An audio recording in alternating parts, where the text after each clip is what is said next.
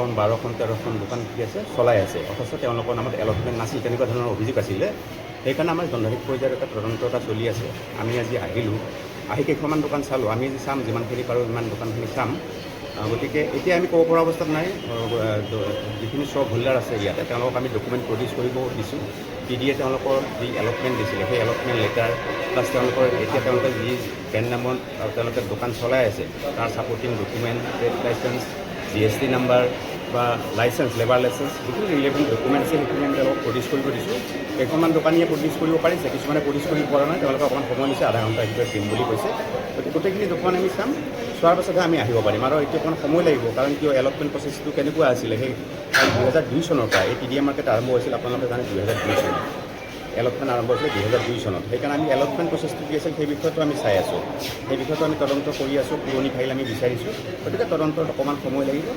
তদন্তৰ শেষত আমি যেতিয়া তদন্ত প্ৰতিবেদন দিম আপোনালোকে আটাইখিনি কথা জানিব পাৰিম কোন কোন বিভাগ আছে আপোনালোকৰ লগত আমাৰ লগত আছে TDA মই আছোঁ ADM আৰু আমাৰ এছিষ্টেণ্ট কমিশ্যনাৰ আছে লগতে TDA অথৰিটিৰ মানুহ আছে আৰু মিউনিচিপাল বোৰ্ডৰো মানুহ ইয়াতে আছে GST বিভাগৰ GST বিভাগৰ আমি এতিয়া লোৱা নাই GST বিভাগৰ প্ৰয়োজন হ'লে আমি ল'ম আমি ডকুমেণ্ট কালেক্ট কৰি আছোঁ GST বিভাগৰ পৰা আমি প্ৰয়োজন হ'লে আমি ইয়াতে সামৰি ল'ম দাদা এইটো এলটমেণ্ট প্ৰচিডিউৰ ওপৰত কিবা ক'ব পাৰিব নেকি এতিয়া একো ক'ব পৰা অৱস্থাত নাই কাৰণ মই কৈছোঁ 2002 চনত এইটো এলটমেণ্ট প্ৰচিডিউৰ আৰম্ভ হৈছিলে সেইকাৰণে আমি সেই সময়ৰ ফাইলবোৰ আমি বিচাৰিছোঁ TDA অথৰিটিৰ পৰা সেই ফাইল TDAৰ পৰা পালে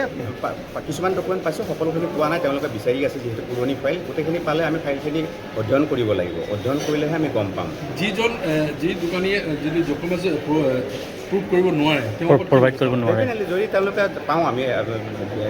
মানে আইনমত ব্যৱস্থা গ্ৰহণ কৰা হ'ব আৰু এগৰাকী ব্যক্তিয়ে কেইখন দোকান ল'ব পাৰে বা চলাব পাৰে নহয় সেইটো মই এতিয়া আপোনালোকক নকওঁ TDA কি নিয়ম সেইখিনি মই চাব লাগিব সেইখিনি নোচোৱাকৈ কোৱাটো ভুল হ'ব সেইকাৰণে আমি ফাইল বিচাৰিছোঁ পুৰণি ফাইল তেওঁলোকৰ এলটমেণ্ট প্ৰচিডিউৰটো কি আছিলে কি নীতি নিয়মৰ আধাৰত তেওঁলোকে এলটমেণ্ট দিছিলে সেই গোটেইখিনি কথা আমি জানিব লাগিব আগতে সেইখিনি আমি চাই আছোঁ পিছত ক'ব পাৰিম তদন্তৰ প্ৰতিবেদন সকলোখিনি কথা ওলাব থেংক ইউ ধন্যবাদ